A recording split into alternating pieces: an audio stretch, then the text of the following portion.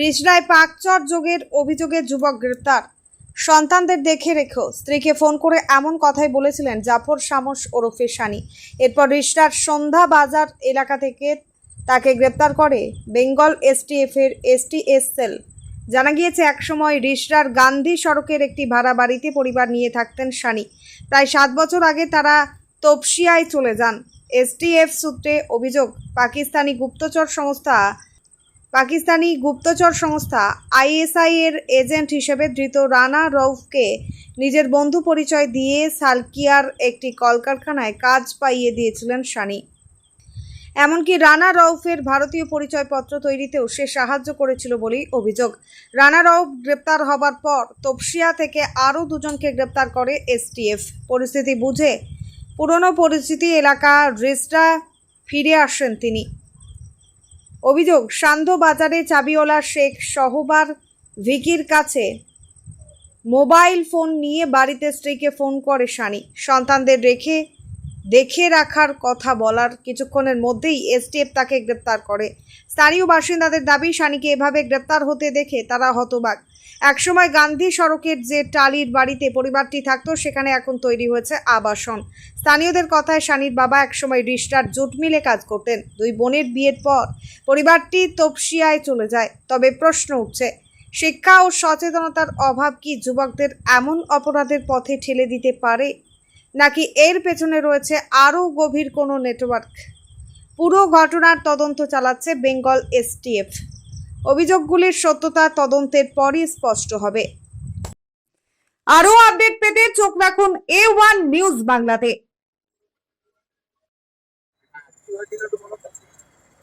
আমি এইখানে থাকি, ঠিক আছে। তো ওই দোকান ওর ওইখানে ছিল আগে 7 সাল আগে, 8 সাল আগে এইখানে থাকতো।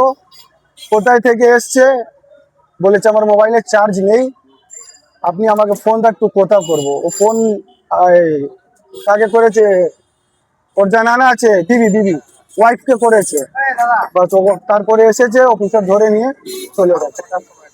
রাত কালকে 11টা 2, 11, 10 এরকমই হচ্ছিল। হ্যাঁ, না না, দোকান বন্ধ থাকে।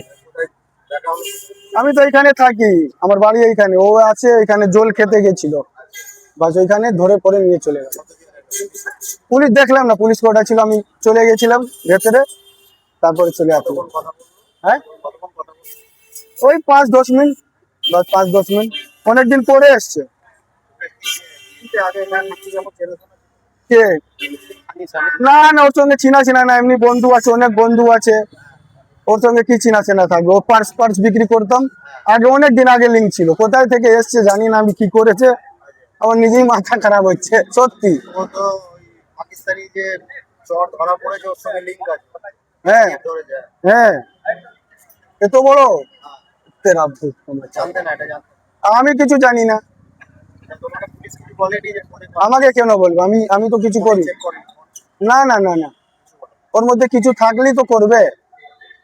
কি সর, না না, সে আমার মোবাইলে থাকলে কিছু করবে, যদি না থাকলে কেন কিছু করবে? কথা বলেছিল, শুনতে পেয়েছিল।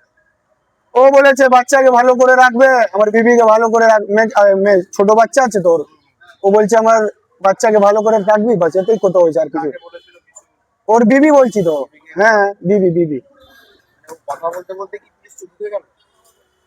কথা বলতে না, কথা বলে মোবাইল দিল আমাকে, জল খেতে গেছে, বাস পুলিশ ধরে নিয়ে চলে গেছে। মানে এই গলি থেকে হ্যাঁ হ্যাঁ, দেখ না ওকে কাহা বা কাস্টমার বাকে ছোড়ো না। কি নাম আপনার? নাম আমার নাম বিক্কি। ভালো নাম আছে সোহরাব, শেখ সোহরাব। দিয়েছে এরকম একটা অভিযোগ, প্লাস হচ্ছে ওই যে রউফ রানা যে ধরা পড়েছে পাকিস্তানের চর, কদিন আগে শুনেছেন তো? তার সঙ্গে এর যোগ আছে। তো কি বলবেন, মানে আপনাদের একদম সামনেই থাকতো প্রতিবেশী স্বামী।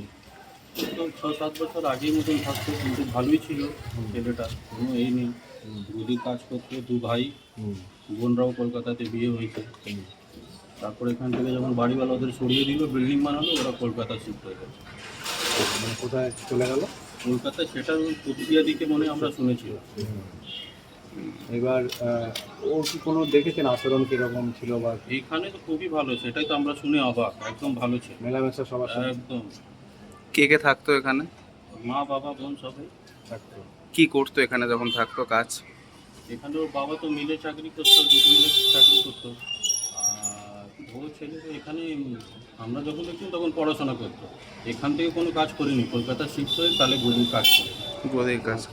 এখানে গদি কাজ করতো না, কলকাতা শিফট হয়ে করে। কিরকম বয়স হবে ওর, মানে এখানে যখন থাকতো?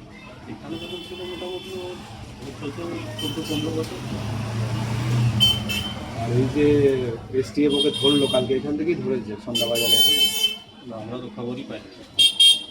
কি বলবেন, মানে এই যে এইসব ছেলেরা এখন এই সমস্ত চক্রে জড়িয়ে পড়ছে? সব এডুকেশনের কমই, আর কি বলবো, শিক্ষা না দিলে এটাই হয়। আর কিছু না। নাকি কোনো লোভে পড়ে এসব করছে, টাকার লোভ বা? কিন্তু তো ভালোই কামাচ্ছে, শুনছিলাম গদি কাজ করছে, খুব তো ভালোই কাজ করছিল। তপসিয়া থেকে তো আরো কয়েকজন ধরা পড়েছে এই ঘটনা। সেটা তো আমরা জানি না। আপনাদের এই এলাকা কতটা সুরক্ষিত, মানে এখানে বাইরের লোকজন আসে?